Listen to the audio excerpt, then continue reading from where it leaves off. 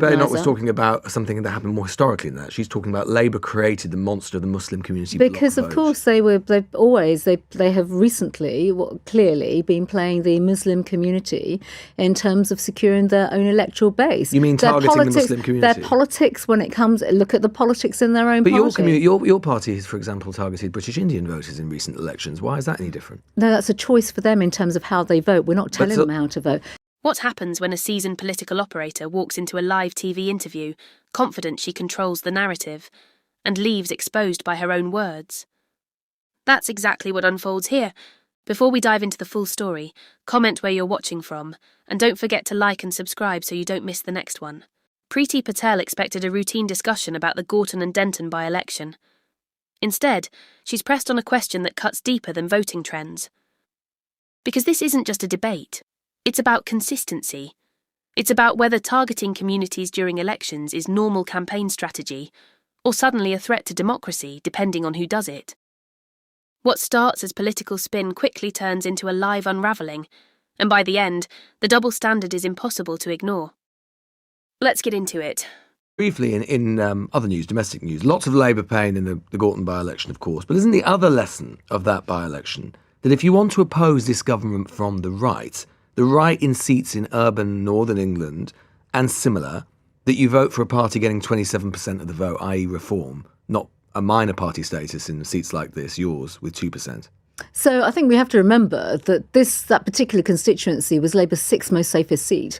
You know, we were not contenders in that by-election at all. The real issue about that by-election, the real story, is just the fact that people have lost faith in this government and in Keir Starmer. He's got no authority whatsoever. No faith in you in their place. I've made it quite clear to you that is not a Conservative seat where we were in contention. It is Labour's. You should do better in it. It was Labour's sixth safest seat. So on that basis alone, it was clear that it was a battle for Labour and Labour's vote. And Labour is a party of the left, and people have chosen to abandon and if you're the on the Labour right, Party. If you're on the right, which 27% of the people in that constituency are, they turn to Reform and not you. Well, I don't know how you can describe Reform. I'm not here to be a commentator on Reform. They're a party of the right, aren't they? I'm telling you now. Well, they got lots of your ex-colleagues in for a start. Well, they voted with Labour on on various issues such as welfare and the two-child cap. So I don't think they can. You don't think they're a party of the right? They can't associate themselves with the Conservative Party. No, they don't want to do that. So look, the reality is that we were not in contention in that seat, and it was Labour's sixth most safest seat. So this is obviously a crisis in the Labour Party. Your leader released a statement in the aftermath of that by-election where she described,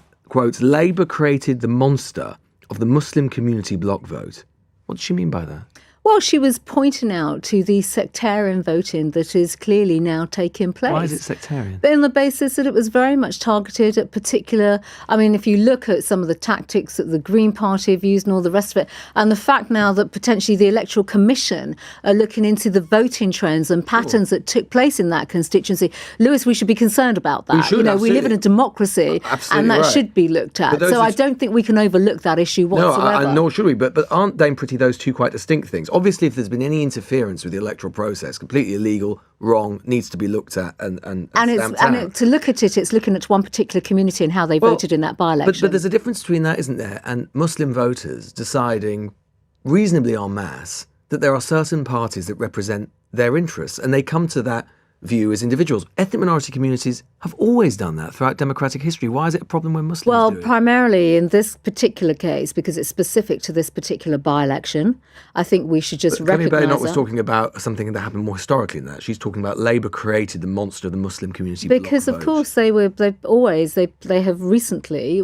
clearly been playing the Muslim community in terms of securing their own electoral base. You mean targeting the Muslim community? Their politics, when it comes, look at the politics in their own party. But your party has, for example, targeted British Indian voters in recent elections. Why is that any different? No, that's a choice for them in terms of how they vote. We're not telling them how to vote. But that's a choice for Muslims, how they vote. I think in this by-election it was very particular, and I think now that there are going to be potential investigations by the Electoral Commission. This is a video that to the 2019 election that your then colleague Shalish Vara put out aimed specifically at British Indian voters.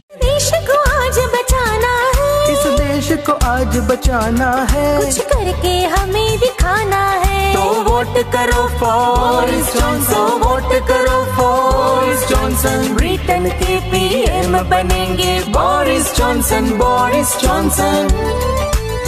Conservatives, British Indians. Is that sectarian?